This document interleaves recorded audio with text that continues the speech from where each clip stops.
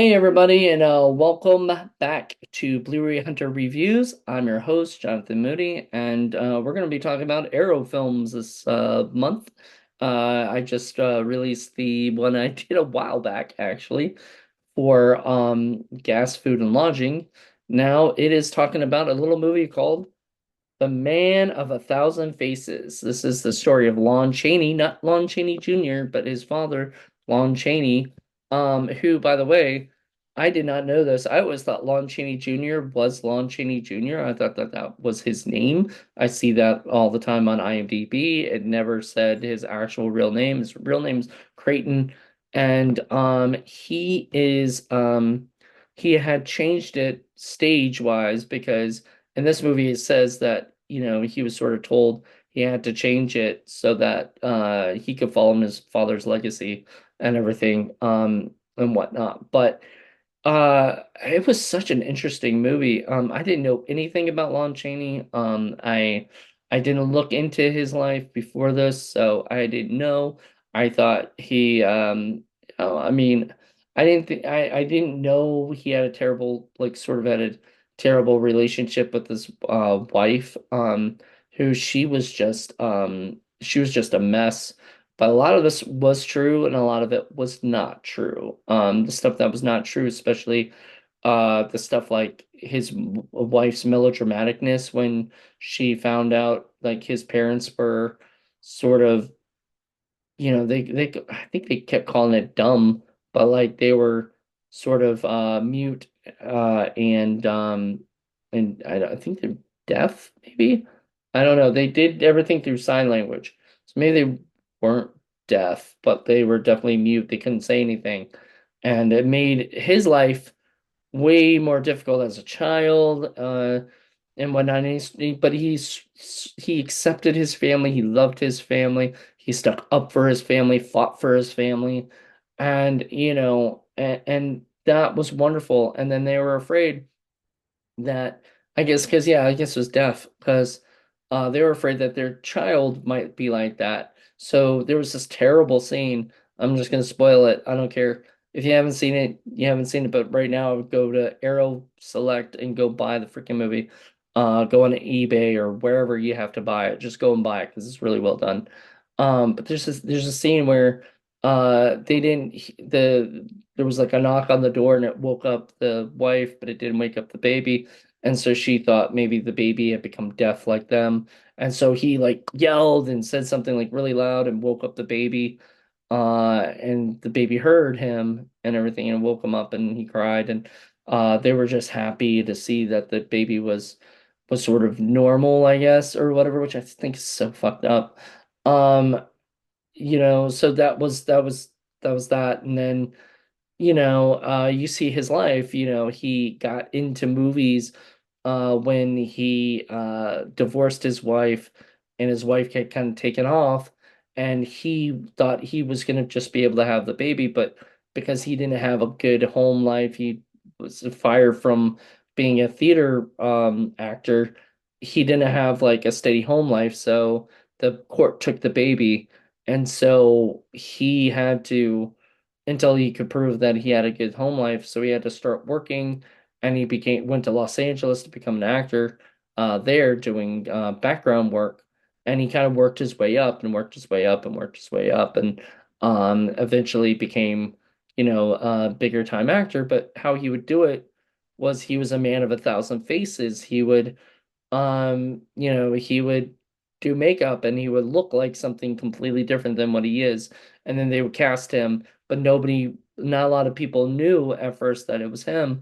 And so he would take a lot of jobs from people who did, who had actual looks and were, but he would make himself look better and everything. So he'd be in the background. And then he started getting actual real gigs, and then he started working with Universal, and Robert Evans is in the movie, and he has this amazing scenes together with him because he played a studio guy for Universal and Thalberg, and I want to say Ivan Thalberg, and one day, uh, he went to go show his characters to Thalberg for Hunchback of Notre Dame, and Thalberg wanted him because he had seen some of the stuff and had known about his backstory and knew he could humanize the Hunchback, which is what they wanted. They wanted, you to be scared of him, but also to kind of feel sorry for him.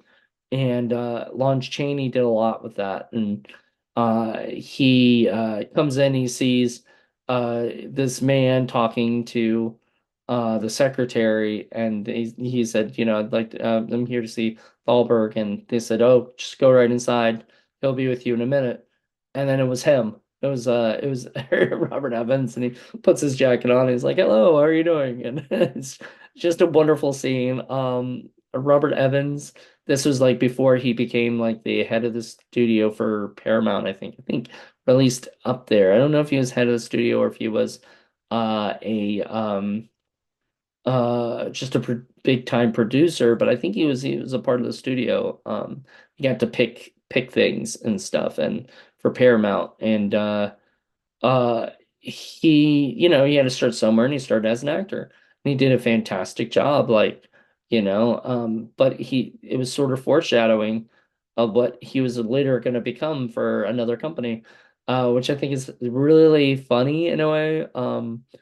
But yeah, he really worked with Paramount and did a good job, and he did stuff like Rosemary's Baby and Godfather, and he was a big part of the Paramount Studios films that actually made some really good films then. Um, so he's a big part of that. But Robert Evans was great. James Cagney playing all those like roles, and also playing this guy that he just wanted to look out for his family, care for his family. He did everything he could, and he was a good actor. And they show the Phantom of the Opera, they show Hunchback, they showed a few of his projects, things I never heard of that I'm like, oh, I should check out at some point. And some I think you can find on like YouTube, because I don't know if they're necessarily like, I think a lot of them are public domain 20s silent movies and stuff like that. And he only did one talkie, I believe, and that was like the last movie he did, and he wanted like all the voices to be his, and it was, I mean, I was very surprised at how amazing this film was, like, and how well, made. Oh, who directed it? Joseph Pevney. I've never heard of him, but makes me kind of want to look up more of his stuff. But yeah, it's got like Marjorie Rambeau, Jim Backus, Robert Roger Smith, screenplay by R. Wright Campbell and Ivan Goff, and Ben Roberts. And a story by Ralph Wheelwright. So, um, I really enjoyed it. I enjoyed the fact that, like, it just really started with him being able to just put on a different look and then play a different character, and people just are just enthralled. Maybe they don't even know it's him. That's why he's a man of a thousand faces.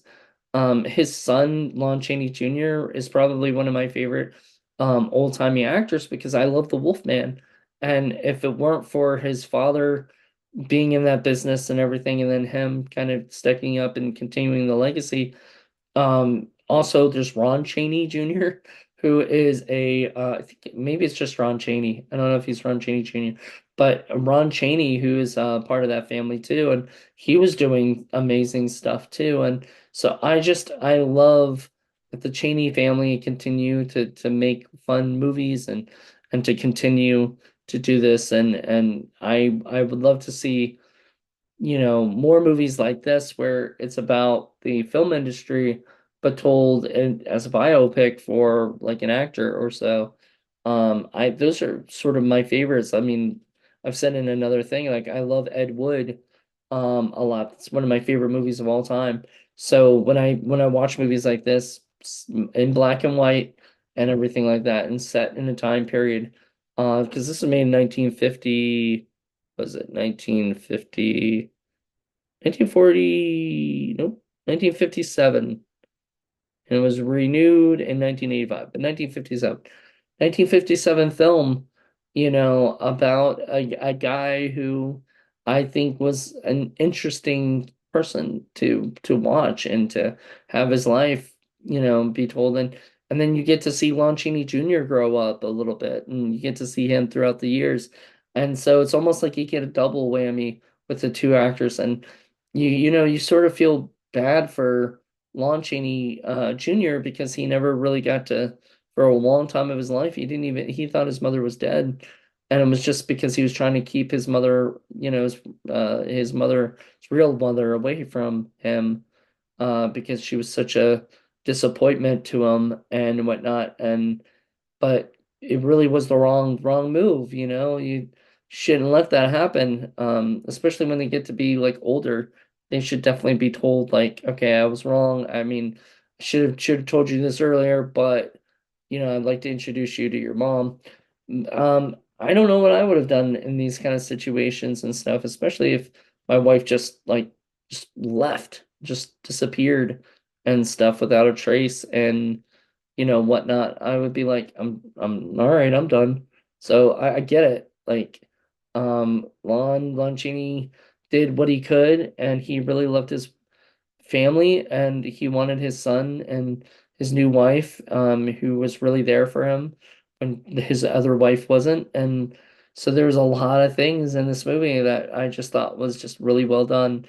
And so I highly recommend Man of a Thousand Faces if you get a chance to watch it. I think you'll get something out of it. Especially if you're into the film business and whatnot. So anyway, hope you guys enjoy this, and I'll talk to you later. Bye.